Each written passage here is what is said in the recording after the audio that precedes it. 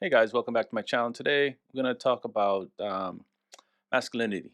Is it toxic or is it necessary? There are a lot of different definitions depending on who you're talking to about if it's something that needs to be done away with or it's something that needs to be brought back. And I want to take a look at what masculinity really means as how it was traditionally defined as opposed to what is being portrayed today. So today you have in our society where you hear more about being toxic and being a toxic male, and it's really something that has put a dark image in people's mind when you hear about just being masculine. And I want to ask is it necessary to still be masculine? Traditionally, when you think of somebody being masculine, it was somebody who provided, it was somebody who cared for their family, it was somebody who protected, families, the women that were around them, these kind of things, or their community. And that was what was looked at as being masculine. Now, in flip side of today's society, where you have people talking about, they're being pushy or aggressive, don't care about anybody but themselves, and just in it for whatever they can get. And these kind of behaviors tend to cause people to not want to be what they were meant to be. And I'm talking about young men. Um, you have a situation where, instead of them growing into the role that is necessary for their well being or even society, you're having a situation where, they're just trying any way, with shape, or form not to be that thing or not to be called, toxic in any way, shape, or form. And I think it's not good for our society today. We need more men, particularly young men, to really step into the role that they were, I think, designed for.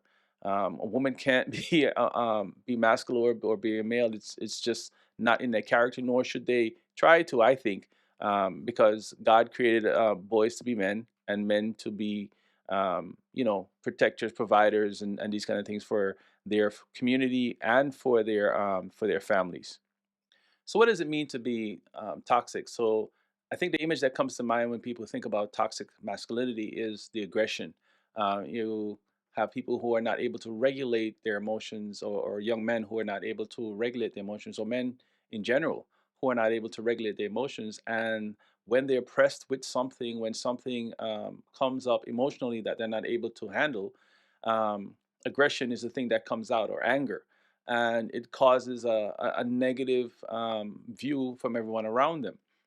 And then you're saying, okay, well, this is the person that I know who's a man, and you're just thinking, okay, well, is this person a representation of all men? To say that, okay, well, this is how all men behave, and that's not necessarily the case.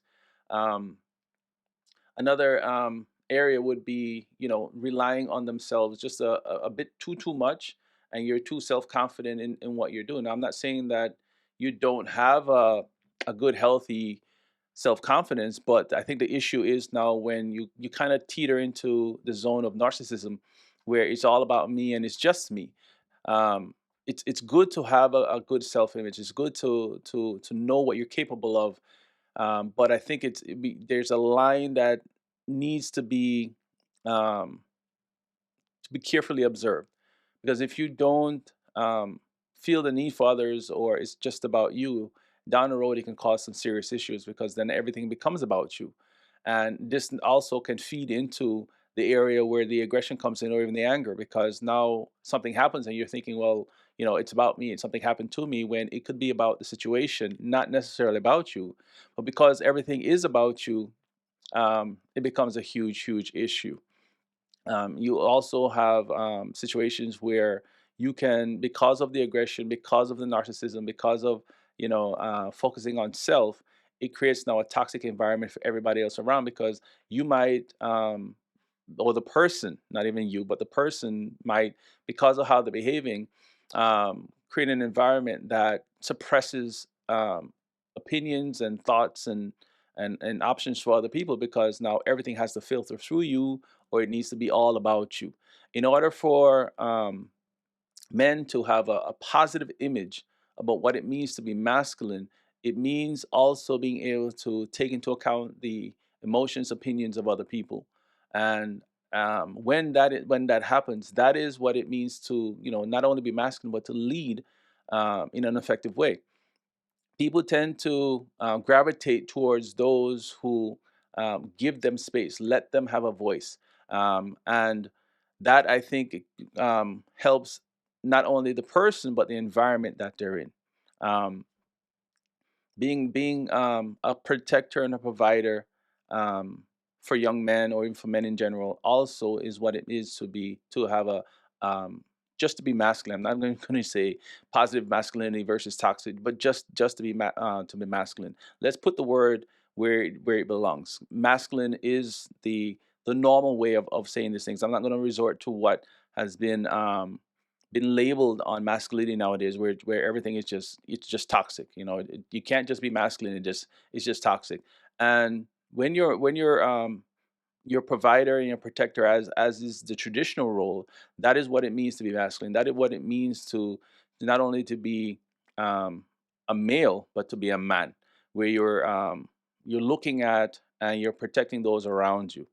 We see some of that with those who go into the military, even traditionally those who um, just want to be a protector of in society. You have situations, if you look at people go into the armed forces or people who go into, say, like be a policeman or a fireman, they have the natural bend to want to protect others, be it from harm with the police or with the firefighter, or when you go into the armed forces, just to protect the society in general on a larger scale. And I think these are some of the positive examples of what it means to be masculine. They when they leave their job, they come home to their families. They spend time with their families. They provide for their families in that role of protecting, and it gives a positive example for those around them, be it their children, family members, people in the community.